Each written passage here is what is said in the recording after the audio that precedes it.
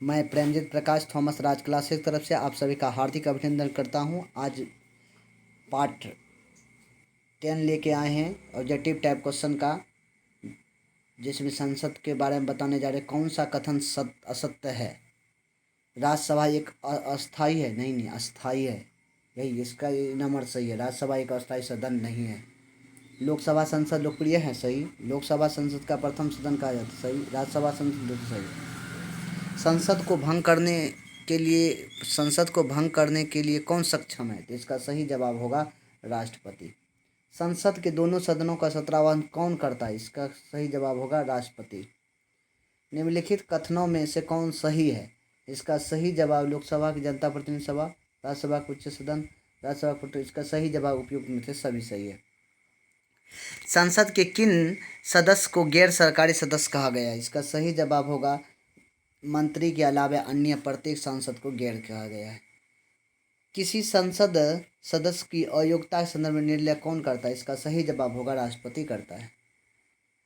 कौन सी प्रथा संसदीय प्रणाली भारत की देन है? इसका सही जवाब होगा शून्यकाल। एक वर्ष में कम से कम कितने बार संसद की बैठक होना आवश्यक है? इसका सही जवाब होगा डी, यानी कि 2 बार। संसद के 2 क्रमिक अधिवेशन के बीच अधिकतम कितने समय अंतराल होने चाहिए? इसका सही जवाब होगा 6 माह। भारतीय संसद के दोनों सदनों की संयुक्त बैठक किस संबंध में होती है? इसका सही जवाब होगा अब साधारण विधेयक के संबंध में होती है। भारतीय संसद प्रणाली की सरकार को अन्य किस नाम से जाना जाता है? इसका सही जवाब होगा संघीय सरकार के नाम से। भारतीय संविधान लागू होने के बाद सर्वप्रथम त्रिसंघु संसद का गठन हुआ है कब? इसका सही जवाब है 1989 में। अस्थायी संसद भारत में कब तक अस्तित्व में रही है? इसका सही जवाब होगा 17 अप्रैल 1952 में।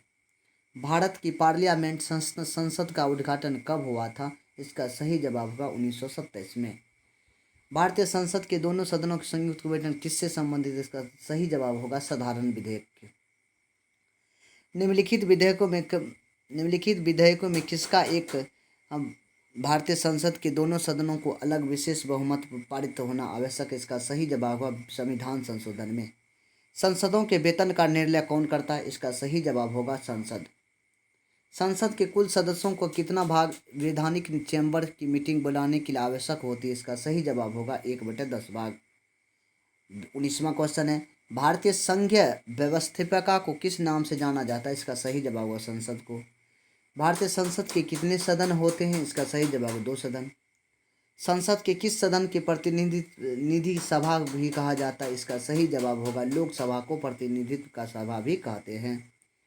क्या राष्ट्रपति या उपराष्ट्रपति कभी संयुक्त अधिवेशन की अध्यक्षता करते हैं? इसका सही जवाब होगा नहीं, कभी नहीं। संसद के दोनों सदनों के संयुक्त अधिवेशन की अध्यक्षता कौन करते हैं? लोकसभा अध्यक्ष। संसद के संयुक्त बैठक कौन संबोधित करता है? इसका सही जवाब होगा राष्ट्रपति। 25वां क्वेश्चन है कि भारत में संसद के दोनों सदनों की संयुक्त बैठक किस लिए आयोजित की जाती है? इसका सही जवाब होगा उस विधेयक पर विचार करने पर जिसे पारित करने के लिए जिस पर दोनों मतभेद हो। साधारण विधेयक से संबंधित गतिरोध को दूर करने के लिए संसद के दोनों सदनों को बैठक कौन बुलाता है? इसका सही जवाब होगा राष्ट्रपति। लोकसभा व राज्यसभा की संयुक्त बैठक कब होती है? इसका सही जवाब होगा लोकसभा राज्यसभा के मतभेद होने पर। किसी सामान्य विधेयक पर राज्यसभा और लोकसभा के बीच गतिरोध आता है, उसका समाधान कौन करता है? इसका सही जवाब होगा संसद के संयुक्त सत्र। स्वतंत्र भारत के संसदीय इतिहास में अभी तक कितने बार संयुक्त अधिवेशन बुलाई गई है? इसका सही जवाब होगा 3 बार। निम्नलिखित में से कौन सा एक प्रावधान भारतीय संविधान के अंतर्गत संसद के सदस्यों के विशेषाधिकार की अनुमति का निर्धारित करती है? इसका सही जवाब अनुच्छेद 105। निम्नलिखित में कौन सा संसद के अन्य अंग का भाग नहीं है? इसका सही जवाब होगा उपराष्ट्रपति। संसद के कितने अंग होते हैं? इसका सही जवाब 3। भारतीय संविधान के किस अनुच्छेद में कहा गया है कि संसद के एक संसद होगी, संघ के लिए एक संसद होगी जो राष्ट्रपति और दोनों सदनों को मिलकर बना होगा? इसका सही जवाब हो 79। संसद के निम्न सदन और उच्च सदन क्रमशः हैं राज्यसभा और लोकसभा। संविधान संशोधन प्रस्ताव के संसद का मतभेद स्थिति है।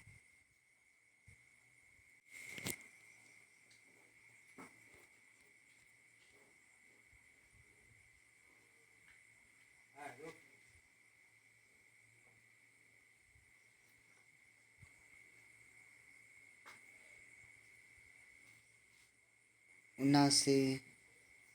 संसद के कितने अंग होते हैं? तो बोलिएगा संसद के कितने अंग होते हैं? तो बोलिएगा 3। भारतीय संविधान के किस अनुच्छेद में संसद संघ के लिए संसद होगा? अनुच्छेद 79। संसद निम्न सदन उच्च सदन है, लोकसभा और राज्यसभा। भारतीय संविधान संशोधन प्रस्ताव के दोनों सदनों के मतभेद स्थिति है। इसका सही जवाब होगा प्रस्ताव गिर जाएगा। संसद की कार्यवाही सूची के प्रथम विषय है प्रश्नकाल। संसद के किसी सदस्य की सदस्यता तब समाप्त की जाती है यदि वह बिना सदन को सूचित किए अनुपस्थित रहे। कितना दिन तक? 60 दिन तक। भारतीय संसद की प्रभुत्व संबंधित है, बोलिएगा न्यायिक समीक्षा से। भारतीय संसद बनती है लोकसभा, राज्यसभा, राष्ट्रपति के द्वारा। भारतीय संविधान में कहा गया है कि भारत की संसद के 3 अंग होते हैं, इनमें से एक अंग लोकसभा, दूसरा अंग राज्यसभा, तीसरा क्या होता है? इसका सही जवाब होगा राष्ट्रपति। वीडियो अच्छा लगा होगा तो लाइक कीजिएगा, शेयर कीजिएगा, सब्सक्राइब कीजिएगा। जय हिंद, जय भारत।